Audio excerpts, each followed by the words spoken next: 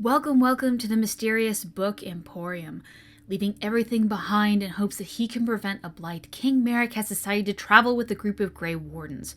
Their quest to find a warden named Bregan in the Deep Road is only just beginning. What will they find deep in the dark? Why don't you take a seat as we begin with The Calling, chapters 5 through 8. Chapter 5. And down they fled into darkness and despair. The next morning, King Merrick takes out a stone medallion given to him by the King of Orzammar. Placing it onto the new door leading to the Deep Road's entrance he used so long ago, it opens. The Grey Wardens and the King stare at the opening, but before they go in, Julian asks for them to wait. In the pause, he bows his head and prays. And then, they enter. Merrick is surprised to already see the Darkspawn corruption in the opening of the tunnel, reporting that it was much further down when he was last there. As they journey down into the deep, Duncan talks to Fiona about Merrick. He tells her that Merrick isn't that bad, and she should give him just a bit of a chance, to which she just replies that he can't know that he isn't bad yet. Eventually they reach a dwarven outpost and decide to make camp. As there will be a very large Darkspawn horde they will have to pass soon. Despite making camp, no one is able to sleep at the thought of being surrounded by the Darkspawn. Julian and Nicholas play an Our Legion board game. Kel sits quietly making arrows while Hafter stares up at him. Genevieve paces the floor, and all in all, everyone is uncomfortable. Seeing how uncomfortable everyone is, Merrick tales of an old tradition his mother started. Who can drink the most dwarven ale and not throw up due to its disgusting flavor? He takes out a flask given to him by King Endrin Adukin and tells a story about his mother and how the tradition started. He takes a long swig and passes it along. And so, the flask is being passed around to each of the members, and they trade stories of nights before their first battles and of family. Duncan, the last to take it, finishes off the flask and goes to run off into the corner to throw it all up. And here, in the Deep Roads, is a rare moment of laughter. After expelling the contents of his stomach, Duncan goes back to check on Genevieve, who's been sitting away from the group this entire time, which is something she seems to be doing a lot of. Reluctantly, she begins to ask Duncan what he was doing in the Circle Tower. Duncan stays firm that it was just for the girl, but Genevieve grills him until he gets the truth she suspected. He was stealing. She sighs, but lets the subject go, because there's really nothing to do about it down here. But before he goes off to join the others, Genevieve tells him that there's one more task of watching over Merrick. After they find Bregan, it's Duncan's job to bring Merrick back to the surface, as he is talented in stealthy movements. Duncan is confused why she wouldn't pick Kel for the job. She goes on to explain that there is a bit more. If they do find Bregan, and Merrick finds out something that could hurt the reputation of the Grey Wardens, Duncan is tasked to make sure Merrick never finds his way back to the surface at all. Here Duncan realizes why he was chosen. Because she knows he is capable of murder. Because he is not a good person. Chapter 6. Maker, my enemies are abundant. Many are those who rise up against me, but my faith sustains me. I shall not fear the Legion, should they set themselves upon me. We are back with Bregan, unsure of how much time has passed. He is dazed, at first thinking that he's back at the Warden Fortress in Montesamard. He had not enjoyed being a warden, and now to think back at that time fondly must speak to how miserable he currently is. He thinks back to his relationship with his sister Genevieve, how she never let anyone in other than him, how proud she was of him, and how he felt smothered by it. He had dreamed of Genevieve calling out his name in the darkness, and he's wondering if she's searching for him now. He wakes up fully now, seeing again the architect in his glowstone. The humming is still present, but this time there is a terrible beauty to it. Bregan tells the architect that he will never tell him the information he has, and it confuses the architect. Instead, the Darkspawn just asks if he can hear the call of the old gods, the music, to which Bregan says that he can. The architect goes on to describe that to the Darkspawn, the call of the Archdemon is the only light they will ever know, something that Bregan now knows as a Darkspawn. Bregan is confused as he is no spawn, but then notices that he's covered in dark blotches. The taint in his blood is spreading. Fast. The wounds he has received are now mostly healed, but with blackened and withered skin. He is horrified, almost tempted to start peeling away at the skin he now has. And he begins to sob, crying out that he never wanted any of this. He never wanted to be a Grey Warden. He did all this for his sister, because she wanted to be a warden. And the only reason they would take her is if he went with them. The architect comforts Bregan, although is confused on why he would do such a thing for his sibling. Bregan questions why he is so different from other Darkspawn, to which the architect only responds that he's not really sure why. The architect then brings him to a pit. It's too dark to see to the bottom, so he casts a deep purple glow from his staff. At the bottom of the pit is thousands upon thousands of Darkspawn, all crawling over each other to dig. Bregan is suddenly nauseated and retreats back into the wall. The architect explains that the Darkspawn are compelled to dig and chase the call and can do nothing else. Except Bregan can hear and not feel the compulsion. He goes on to add that he did not bring Bregan here to bring about another blight with the location of the old gods, which he didn't even know he had, but rather to end the blights. Within Bregan's blood is the key, the middle ground to peace. The architect wishes to make everyone take the calling, as then they will be immune to the blight. Many will die, perhaps even most, but they would not have to worry about the blight anymore. Bregan asks if the architect could actually go through with this plan, to which he responds that he can, but not alone. Darkspawn then stands and motions for Bregan to follow. They walk for what seems like ages before Bregan realizes that he feels moving air. There is an opening somewhere close, a way out to the surface. The architect turns to Bregan, asking if he still wishes to run, and if he wanted to, he would let him go. Bregan is no prisoner here. He thinks that he could possibly make it back to the Wardens to warn them of the plan, but his duty as a Warden was to stop the blights. Isn't this a way to do so? Bregan then asks about the plan. The architect mentions that both must meet halfway. If the humans take the joining, what happens to the Darkspawn? The architect says he does have a plan for them. Bregan ponders a bit, thinking that this might be what he has to do for the greater good, and he has to talk more about it with the architect. The Darkspawn bows low and then gestures back into the deep roads. Bregan makes his way back in, and the architect follows behind him. Chapter 7. Let the blade pass through the flesh. Let my blood touch the ground. Let my cries touch their hearts. Let mine be the last sacrifice. Merrick had barely slept in the Grey Warden camp, too unnerved by what lies ahead. Genevieve eventually calls for the camp to be packed away, and tents are quickly stored, Merrick being pulled away from the work because he's just too slow at it. Kel goes off ahead, scouting for what is in store for the group. Genevieve then passes out the torches, and off they go. They walk for hours, Merrick somehow still able to remember where they need to go after all of these years. Kel eventually comes back, reporting that he had to kill a few Darkspawn, and therefore they know that there's something in the deep, but not sure what yet. Genevieve makes the decision that they need to detour to try and miss a large group up ahead that they can sense heading their way. Merrick notes that he only knows his way, and won't be able to take them if they detour. But there's no other way. Kel is tasked to now lead, trusting his sense and direction. Not long after, they begin to hear the distinctive distant humming. The Darkspawn are getting closer, and the group sprints off into the darkness. They go into a natural cavern away from the deep roads, and they start dousing the lights to take a pause. Merrick is confused why the group has stopped. The Wardens then remember that Merrick is the only one who can't sense the spawn, and they explain.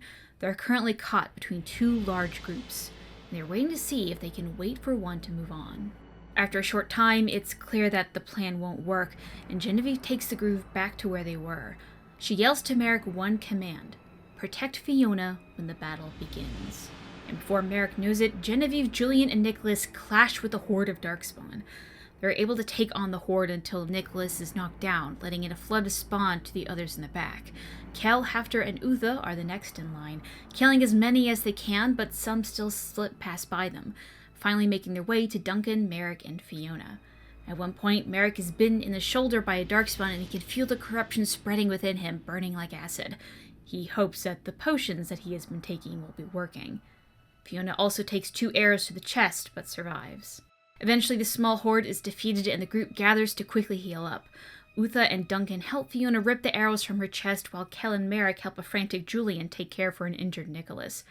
After having been knocked down, Nicholas seems to have broken an arm and is a bit delirious. Kel helps Nicholas limp over to Fiona while Merrick tries to calm Julian. Fiona is able to heal her injuries and then makes her way to Nicholas. Julian turns to Merrick and apologizes for his behavior. I apologize, King Merrick. I must look like a foolish old woman to you. It's just Merrick. Don't be ridiculous. You two are obviously friends. I happen to know what that's like, believe it or not. Julian paused, giving him a look that he wasn't quite sure how to read. Perhaps he thought Merrick was being disingenuous? Fiona goes around healing her party members. Merrick happens to be last in line and mentions that he should be fine how he is. Fiona is at first put off by this action, asking if it's supposed to impress her. He responds that he's more worried about her strength. This takes her back a little, but she heals him anyway. And soon, the group continues on to travel. They head off more from the deep roads into some natural caverns, dropping down into one large opening. The smell of brimstone is strong. There are bones of animals, mostly brontos, that look like they have been eaten and charred. Duncan asks them to stop and listen for a minute, and when Genevieve is annoyed at the question that she doesn't hear anything, Duncan then points out that the humming of the darkspawn is gone. They travel further in, lava pooling around the edges of the cavern, and suddenly Kel hisses at the others to stop, and the others turn to see something massive fly from the top of the cavern to where they are. A dragon.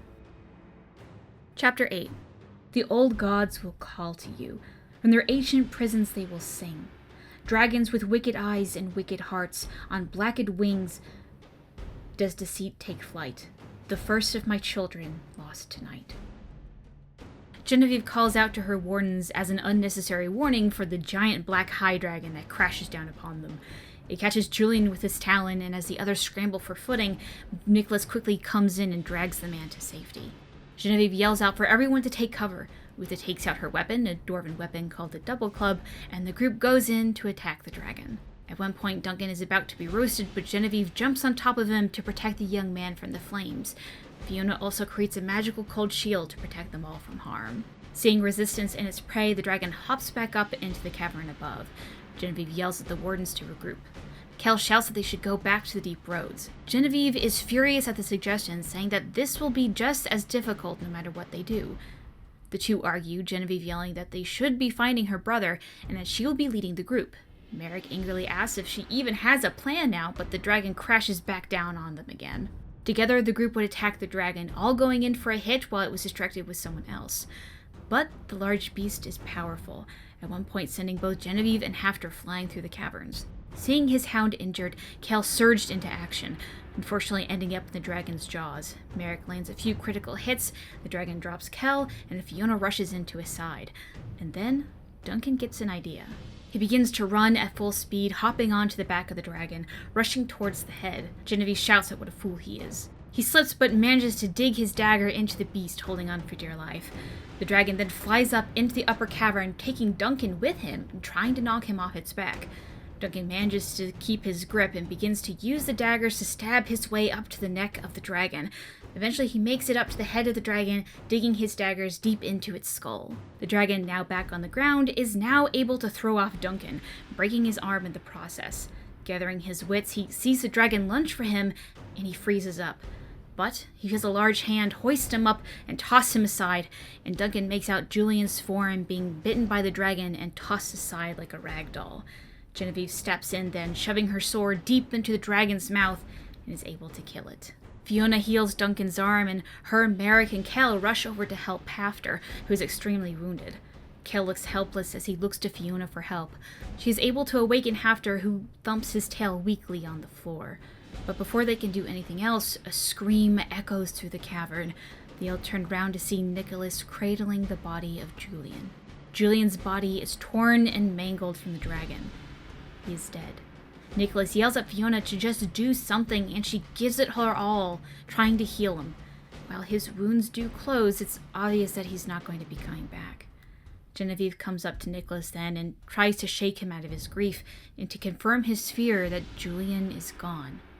Fiona asks if she shouldn't just try something, anything, but Genevieve instructs her to help her with the others and to keep her strength.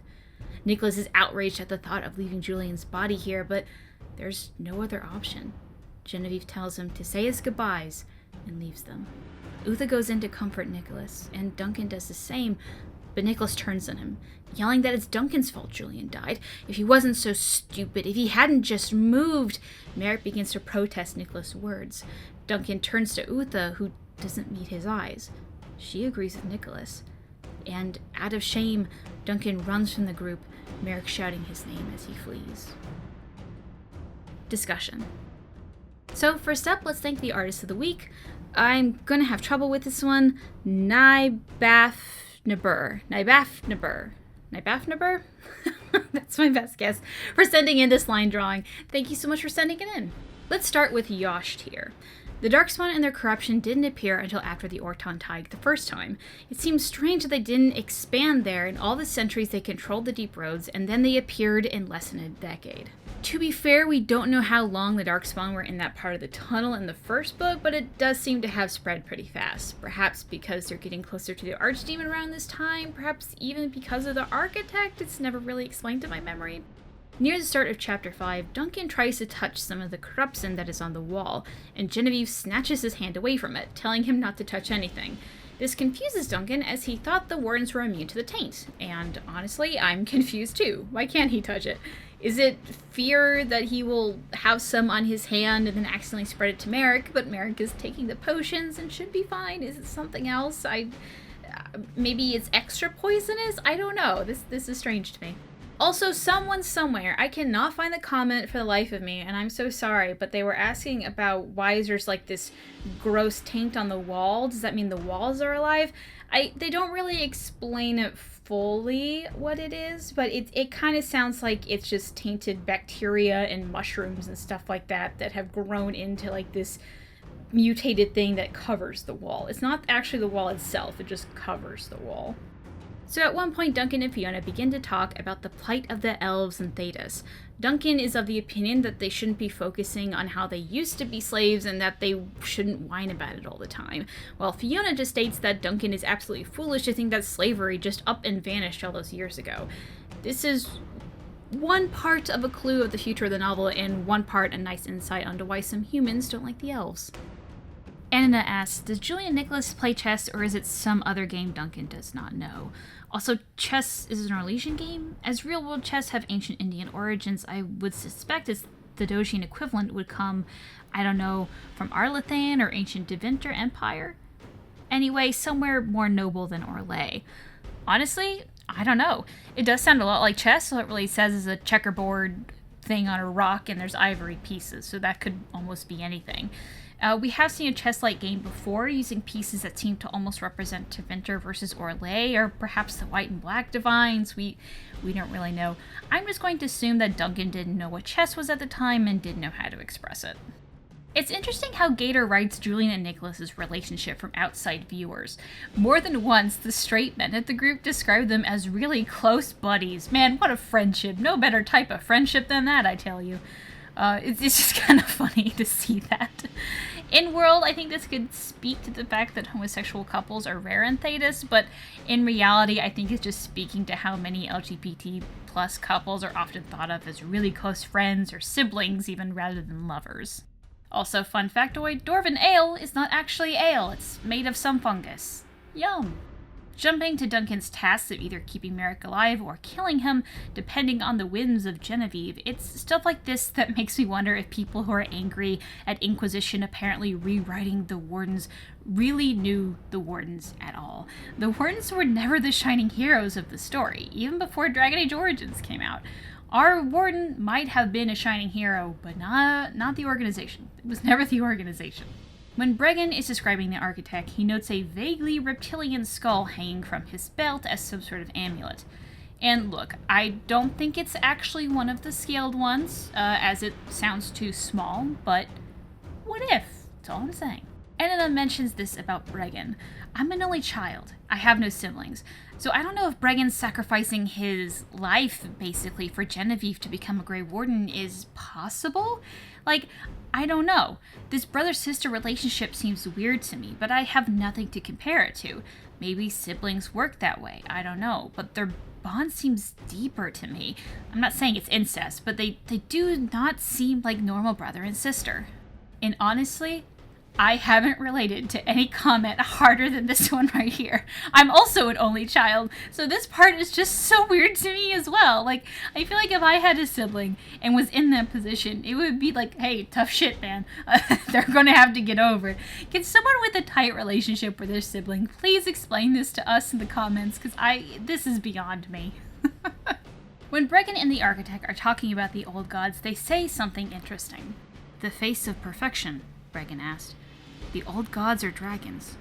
The architect chuckled with amusement. Is that all they are, human? Is that such a small thing, then? Are there so many such creatures in the surface lands that they are not something of wonder?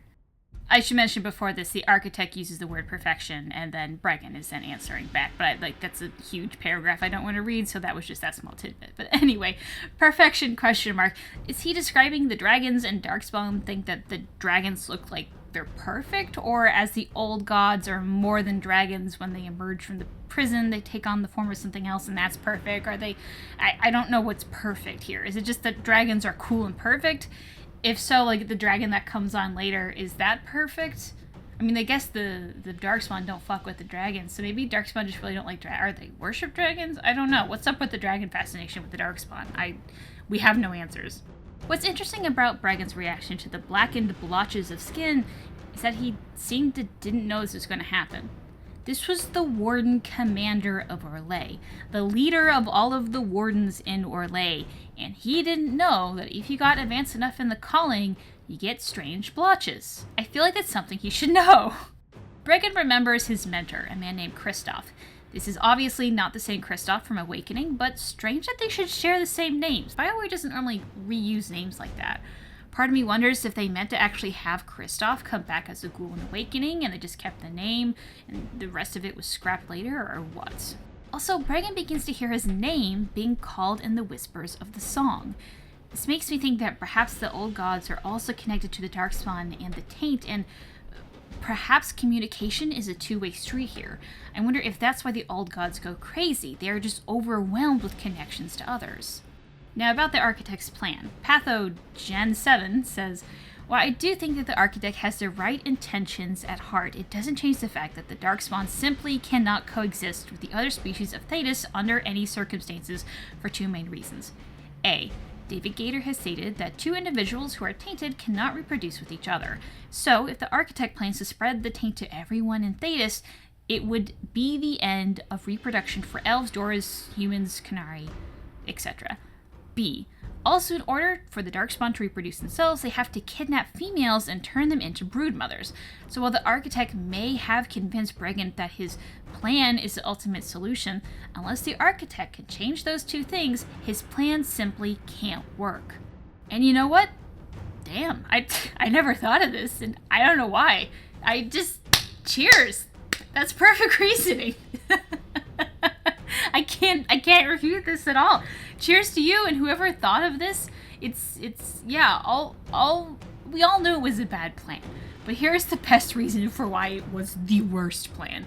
And he's obviously still doing this when we get to Awakening. So it's gonna be interesting to see if this is ever brought up again, and if this line of reasoning is going to be thrown at the architect's face and what his reaction would be. Because I feel like this just completely diffuses it entirely.